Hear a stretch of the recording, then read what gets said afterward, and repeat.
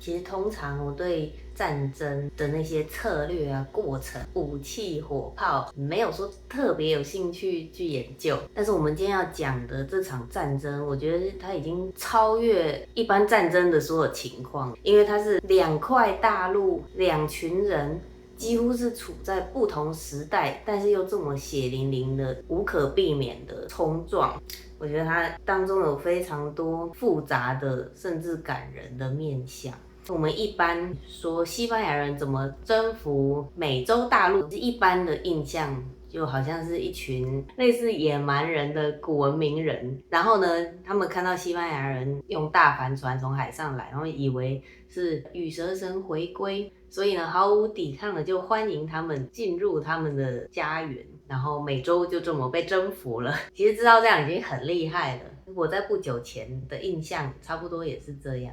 但今天我们要一起来看看一些当时真正活生生的历史人物，他们在这个不论是两边这个多么令人傻眼的、比悲剧还难以解释的处境之下，他们是如何面对这个命运，因为不想面对也得面对。其中一个最有名的人物就是蒙特苏玛二世，他让我们有一种似曾相识的亲切感，因为他同样是在历史巨轮碾压下的末代帝王。还有更多关键人物，我们等一下都会一一的一起来深入当时的情境。我做影片的顺序很不照历史顺序，但是它是照一个感觉的顺序。就通常我脑子里会有很多个蛋慢慢的成型，那么哪一颗蛋它的蛋壳已经差不多了，那我这几天就会专心的把它生出来。所以我们现在就一起来沉浸在这个蛋里面吧。如果以文明发展进程来定义的话，那就是文艺复兴与新石器时代血淋淋的相撞现场。我这次内容主要统整来自4支影片，你可以发现讲者都是同一个人，我非常的兴奋，想要来介绍他，因为他是我的偶像，他是 Eduardo Matos Moctezuma， 我觉得他某种程度可以说是墨西哥的全民英雄，就是连计程车司机载到他，可能都会非常的感谢，并 pay respect， 就谢谢他为墨西哥的民族所做的一切。那我稍微念一下他的简历，他是墨西哥国立人类学与历史学院毕业，后来又攻读墨西哥国立自治大学人类学科学硕士、博士学位。然后他负责挖掘研究的考古遗迹有 Colmacalco、Teotihuacan、丘卢拉、图拉，还有 Tlatelolco， 还有 Tenochtitlan， 非常惊人，一定不止这些。然后他在他的母校伊拿任教超过50年，也曾在许多法国、西班牙、墨西哥、美国的大学授课。他的出版品有超过500件，有许多专著评论、目录、文章。他在世界各地举办过1000场以上的演讲，他被法国颁发学术艺术与文学金棕榈骑士勋章、国家荣誉勋章，还有美国科罗拉多大学荣誉博士、哈佛的亨利尼克森勋章，还有德国跟伦敦考古学会荣誉成员、墨西哥国家艺术奖，还有墨西哥国立自治大学的荣誉博士。总而言之，就是所有人类成立的有关人类的学会都想要被他荣誉一下。他年纪这么大了，还又帅又有型。我之前就想说，他年纪这么大了还这么帅，就是年轻的时候一定不得了。我就查他年轻的时候的照片，就发现还好。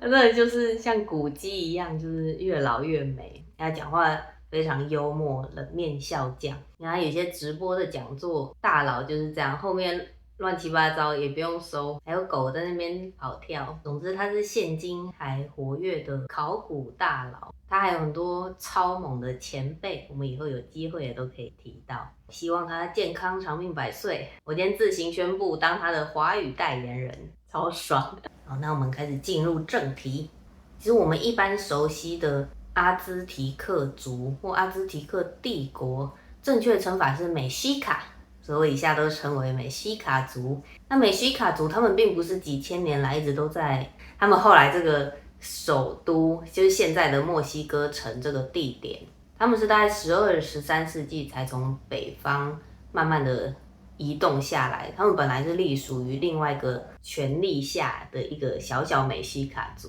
有一点点像是我们的元朝，就是他们一开始可能只是一个不太重要的游牧民族，那突然之间在短时间爆发这样子，变得非常的强。好，经过漫长的跋涉，他们从北方南下，最后他们决定定居在这一块高原湖上面。墨西哥城以前是一个大湖，那他们是慢慢的像水上城市，慢慢的延伸扩展，最后才变成后来非常繁荣壮丽的 Tenochtitlan。那他们建成的年代可以说是1325年。那他们之所以可以被称为强大的帝国呢，是因为他当时军事也很强，所以他到处去攻占四周的一些小国，所以他的四周有很多的隶属国。他其实没有很直接的统治，但是他要求他们每年要沉重的进贡，所以周围那些隶属国时常也会很不爽的要反叛，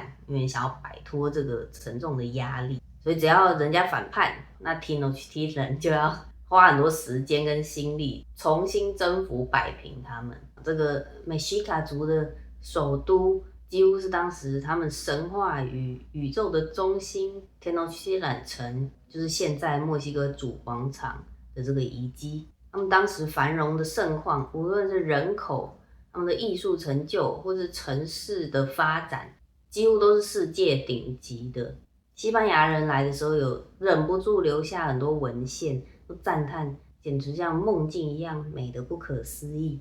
现在我们直接空降到我们今天要聚焦的1521年8月13 Tenochtitlan 帝国陨落，而他们的敌人呢是西班牙人 Hernán Cortés， 还有同样来自中美洲古文明区域的成千上万的美西卡族的敌人。所以其实并不像很多人原本认知的，是很少数的西班牙人靠着可能枪炮或是天花的传染，就轻而易举打败了这么伟大的城市。我们先来认识一下这个西班牙人的侵略者主角 Hernán Cortés。他其实当然不是西班牙国王，他还有他的主子。他当初是背叛了他的上司，因为他们有一群人驻扎在古巴，但他的上司呢，不希望再继续迈进这块未知的大陆。那时候 Hernán Cortés 的野心非常的大，他就不听话叛逃，带着几艘船继续迈进这个未知的大陆。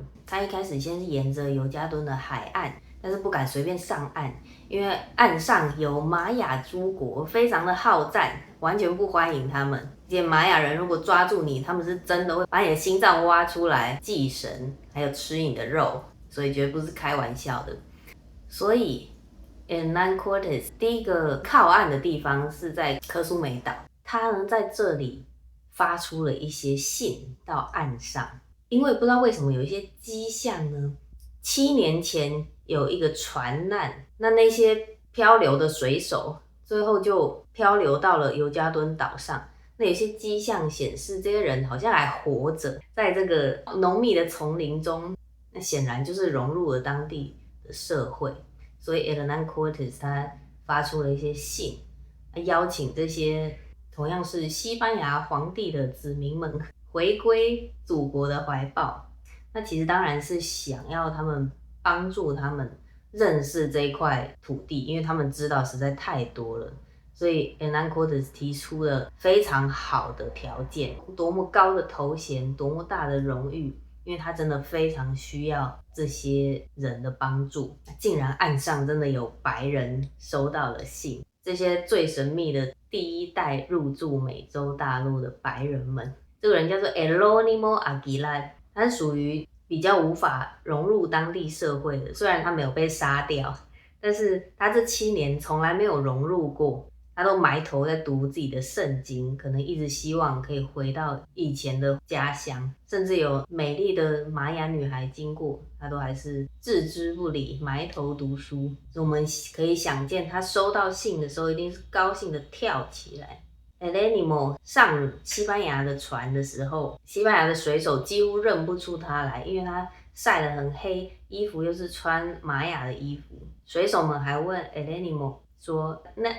那个西班牙人在哪？然后 Elenimo 好像说了一句怪腔怪调的西班牙文，可能是他的家乡 Santa Maria Sevilla。那些水手才恍然大悟说啊，就是你。这时候呢 Elenimo Aguilar 说他要去找他另外一个当年也是因为船难而来到这块大陆的 Gonzalo Guerrero， 邀请他一起回归祖国的怀抱。但是这一个同伴跟 Elenimo 不一样，就是他融入的非常的好，他已经结婚生子，然后全身都是玛雅的刺青，他就跟 Elenimo 说他不要，他说我要留下，当和平的时候我是酋长，当有战争的时候我就是将军，说你想要就去吧，我要留下。那在几年后呢，他也死于玛雅对抗西班牙人的战争中。好，那后来Hernán Cortés 来到了 Tabasco， 这里的酋长比较友善，他送他20个女人，那其中一个包括非常重要的马林切，她其实是酋长的女儿，而且她非常的聪明，受很多教育，她会讲很多种语言，其中包括 Nahua 就是美西卡族讲的语言，所以她的角色非常的重要，她是往后Hernán Cortés 征服美西卡族最重要的翻译。那他在历史上的角色其实很有争议，也受到了一些误解。后来甚至有一个专有名词叫做 Malinchista， 就是一个背叛者的意思。但其实 Eduardo Matos Moctezuma 讲了很多次，因为其实当初马林却是属于美西卡族的隶属国。所以他老实说是美西卡族的敌国，那他其实是非常有理由帮助他的族人脱离沉重的枷锁，所以他帮忙 Hernán Cortés 去打美西卡族，并不是背叛者，以他当时的作为来说是非常的勇敢的，而且是对他的族人有利的。那终于 Hernán Cortés 在 Veracruz 地区着陆了，因为 Veracruz 地区不同于玛雅地区，充满敌意又好战。Veracruz 地区它也属于 Tenochtitlan 美西卡族的隶属国，其实也是美西卡族的敌人。Veracruz 地区的酋长们非常友好的接待 Hernán Cortés， 也给他很多补给品。那 Hernán Cortés 就跟他们说，你们现在再也不用听火山后面的那一个主子了，你们再也不用进贡了，你们现在的新主人是卡洛斯五世。虽然没有人知道这个卡洛斯五世是哪位，但是他们都非常的高兴。Hernán Cortés 就是由此踏上了美洲大陆，他因此才有了一个基地，有基础准备要进攻 Tenochtitlan。他甚至还搁浅了那些船只，因为当初他背叛他的主人的时候，有很多水手其实很想要回去，因为你看这一路上多么的危险啊，一定很多人想要回去他叛逃的那个顶头上司的身边，所以他就把那些船都搁浅，破釜沉舟的意思。他开始有决心跟信心，他要征服这个大陆。这时候我们的视角来到了另一边，蒙特苏玛二世就是美西卡族的大首领 Hernán Cortés 在 Veracruz 上岸的时候，他们有些守卫爬上树，看到了这些奇怪的帆船跟人，然后去通知蒙特苏玛。据说蒙特苏玛得知这个消息的时候，其实蛮悲伤的，他有预感到这是一个非常的时刻，因为这些怪人出现在海边，绝对不会有什么好事发生。最有名的传说是，他们以为白人们是羽蛇神回归，但是Eduardo Matos Moctezuma 说，也许曾经有这个误会，但是可能只有前10分钟而已。因为当那些白人上岸的时候，蒙特苏玛很快的就送他们很多礼物，要把他们遣回，比如说送黄金的太阳盘、月亮银盘、华丽的地毯、项链、羽饰头冠，还有更多贵重的礼物，叫他们回去。那如果他当初以为他是羽蛇神，他并不会希望羽蛇神回去。但是 Hernán Cortés 看到的那些礼物，反而更渴望征服这个地方了。于是他声称不再前进，但是仍然继续前进。Hernán Cortés 在前往 Tenochtitlan 的路上，他继续跟许多 Tenochtitlan 的隶属国结盟。这时候蒙忒苏玛继续送礼，但是没有用，于是蒙忒苏玛改变策略，他开始发兵。那在路上想要阻挡 Hernán Cortés 的军队前进，但是因为 Hernán Cortés 有太多的友军了，所以他很快就被告知，然后绕路前进。那其中有一段是 Hernán Cortés 经过Cholula 的时候，他大屠杀了15000人。那这当中有很浓的宣告、警告的意味，就是反叛我的人必死。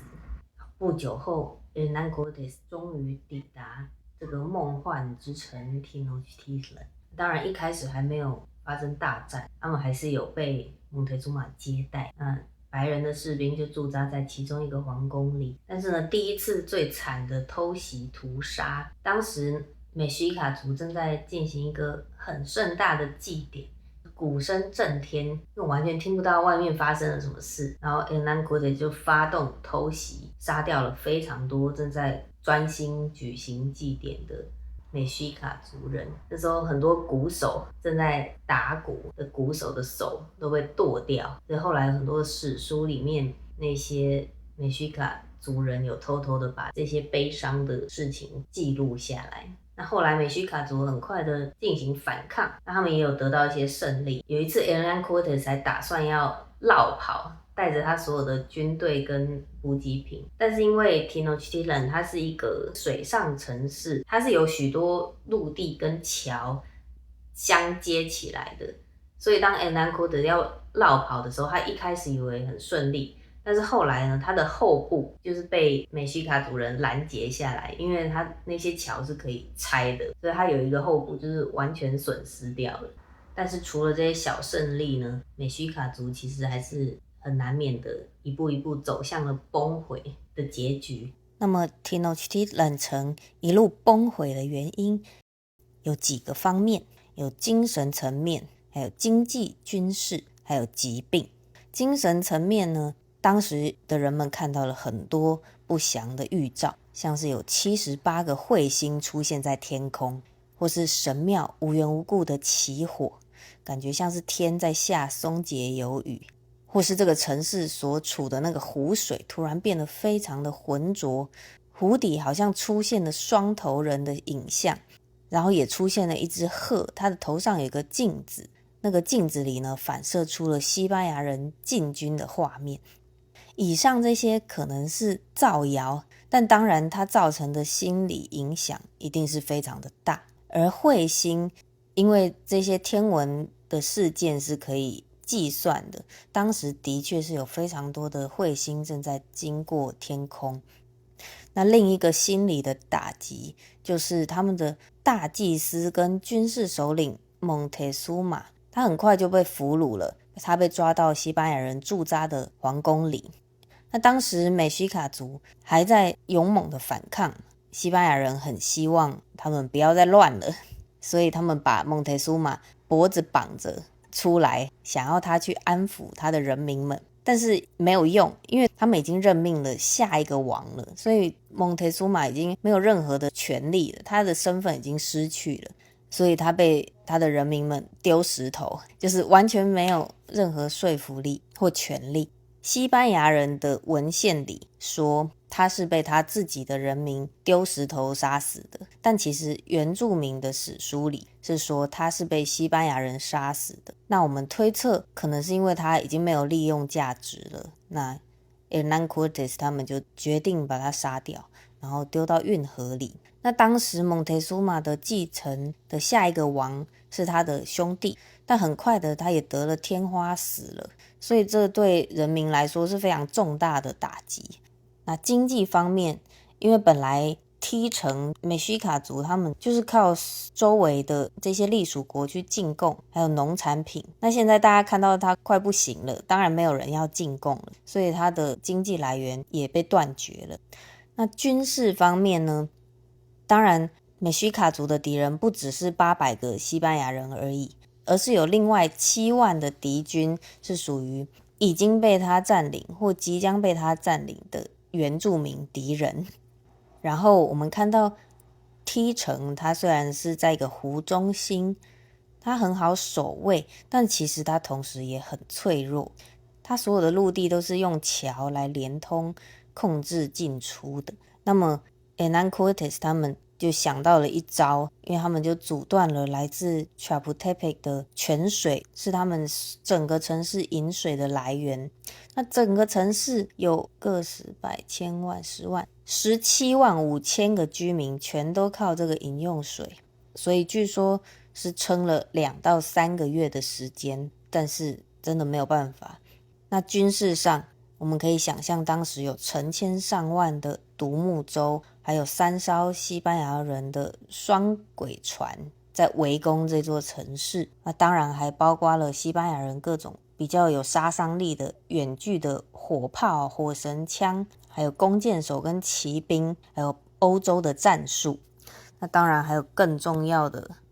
天花的感染。那天花感染的整个病程是多么的可怕，那最后都会致命，就非常多人死掉，而且这对他们心理的影响一定也是非常的大。1521年8月13，所有的美西卡还活着的人都撤退到他们最后的堡垒 Tlatelolco。最后的战士首领 Cuauhtémoc， 他当时大概只有18到24岁，他苦撑之后Hernán Cortés 劝他投降，他立刻拒绝，但最后终于觉得没希望以后，他曾试着用独木舟跟家人逃走，但是被抓住了。那根据史书的记录，当他被抓到 Hernán Cortés 前面的时候，他也没多说什么，他就直接走向 Hernán Cortés，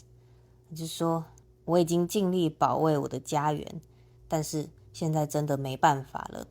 我现在被逮捕到你面前，我只请你拿你腰带上的匕首，用它杀了我吧。那其实 Cuauhtémoc 真正的意思是说，请把我牺牲，因为在他们的文化里，被俘虏的士兵的命运应该是要被杀掉，牺牲给神，这样他们死后才可以陪伴太阳，每天从日出到日正当中。那当时马林却就把 Cuauhtémoc 的话翻译成玛雅语给 Elenimo， 又把玛雅语翻译成西文，所以这中间可能有一些误会或是不那么清楚，所以 Hernán Cortés 根本听不懂 Cuauhtémoc 的意思，想说我现在又没有急着要把你杀掉，因为可能他还是有一些利用价值，所以 Hernán Cortés 就叫他退下了，也没有把他杀掉，直到几年后才因为某一些原因就下令把他绞死，所以 Cuauhtémoc 最后并没有得到他想要的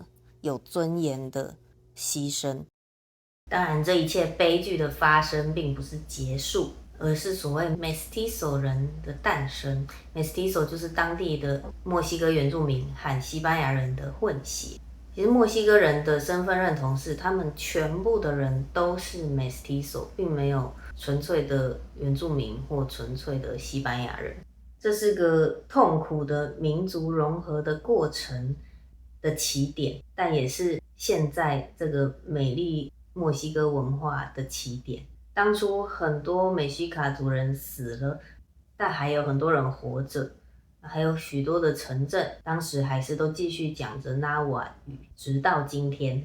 所以这个 Mestizo 的身份认同其实是带着悲剧感和英雄感，一个十分复杂的一个身份。这一切的发生呢，西班牙人来当然是决定性的因素，不然为什么之前那些隶属国们不直接联合集结起来打败美西卡族呢？是西班牙人来以后集结了这么多的元素、战术啊，还有疾病，还有这么多未知、令人恐惧的心理因素。我们可以看见美西卡族人最后的挣扎，他们怎么面对恐惧，怎么迎向死亡，或是比死亡更令人恐惧的未知的未来。其实欧洲侵犯美洲大陆这件事情应该是历史上无法避免的，因为那是两块大陆发展速度不对等的必然结果。看，就算 Hernán Cortés 不存在，这件事情稍微延后一点发生，那也许只会更惨，就只是会欧洲大军更有组织的来攻打 Tenochtitlan。所以历史的走向也许是无法改变的，但是历史的发生只有一次，我们可以感受这些身在巨大变化中的来自不同世界的人们最真实发生的故事。他们当下也许知道或不知道自己即将会带来的影响，或是他努力挣扎奋战，虽然对结局毫无影响，但是他的精神却更长远不死的给后代留下了巨大的力量。